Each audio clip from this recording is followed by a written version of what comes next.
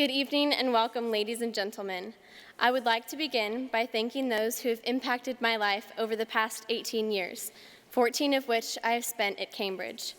First of all, thank you to Mr. Euler, Mr. Minks, Mrs. Coney, Board of Trustees, and all the teachers who have encouraged and taught me not only in academics, but also led me in my spiritual walk. I would not be the person I am today without your influence.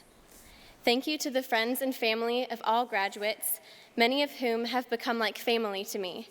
This is just one reason why I love Cambridge so much. We are a community who supports each other, loves each other, and believes in each other. I would like to personally thank my family. Your constant encouragement and support has meant the world to me. When I didn't believe in myself, each of you were there telling me to get up and try again, reminding me to not listen to the world, but to rely on God. Dad, thank you for your exemplification of a loving father and husband, a hard worker and a godly man. These are characteristics I will look for in a man one day, but don't worry, that won't be until I'm at least 35. Even though I'm graduating and growing up, I'll always be your baby girl and little monster. Sarah, thank you for being the best big sister and role model a girl could have. I may not always acknowledge it, but I appreciate all that you do. Thank you for showing me what pursuing your passion looks like. You have inspired me to do the same. Mom, thank you for being my best friend, a patient listener, and most supportive woman I know. Throughout the years, you have written me so many encouragements and reminders on my mirror that I can hardly see my face anymore. You are always there to remind me of who I am, and most importantly, whose I am. As I look at my fellow classmates, I think about the legacy that we will leave. It was only a year ago that we all met with Mr. Minks and collectively decided on what we wanted to be remembered for: leadership in athletics, academics, and spirituality, school spirit, positive attitudes, active involvement in chapel, and swag. Throughout the past year, I believe that we have achieved these things.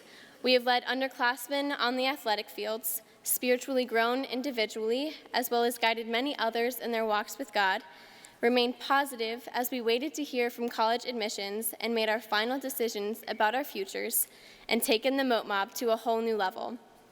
My hope is that our passions and legacy are remembered for the next 50 years and more. Each person in this room, no matter their age, has a passion or a dream. Now the question is, how do we pursue these dreams? This is where knowing our purpose as individuals is essential. Many of us may have a clear picture of our purpose, while for others it may be unclear or maybe even non-existent at the moment.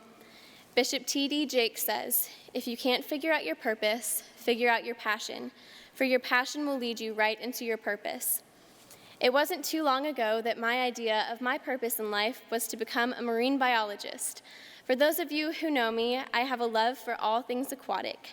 However, after volunteering at the Florida Aquarium for a summer and my family constantly reminding me of my fear of fish, I realized that marine biology just wasn't for me.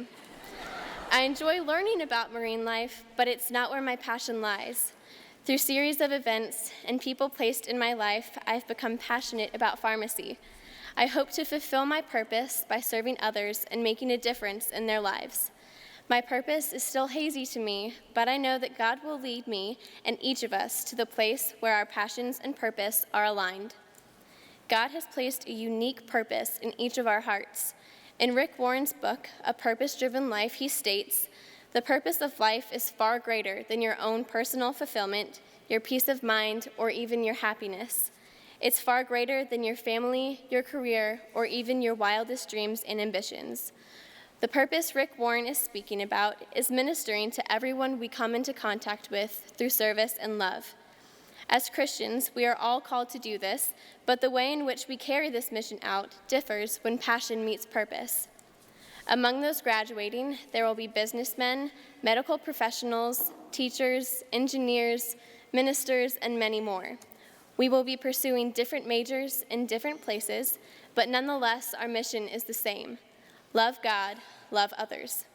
This holds true not only for us graduates, but for everyone. 50 years ago, Seminole Presbyterian Church had the vision to start a school. This passion aligned with the purpose to start a school that would raise students to glorify God and demonstrate excellence in all aspects of life created the school we know today. Cambridge has supported us, taught us, and prepared us for what lies ahead. We have all been brought here today because of that initial passion. Their legacy has lasted 50 years and will continue for many more.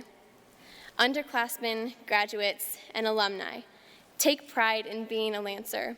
Our school name may have changed, but as Mrs. Coney says, once a Lancer, always a Lancer. We have worked hard to get to where we are today. The passion of Seminole Presbyterian Church is an example to all of us of the things we can accomplish when God unites passion and purpose in our lives. This is the beginning of many beginnings. Fellow graduates, as we take a step into our futures, let us remember the Great Commission that Jesus gave his disciples in Matthew 28. Go therefore and make disciples of all nations, baptizing them in the name of the Father and of the Son and of the Holy Spirit, teaching them to observe all that I have commanded you.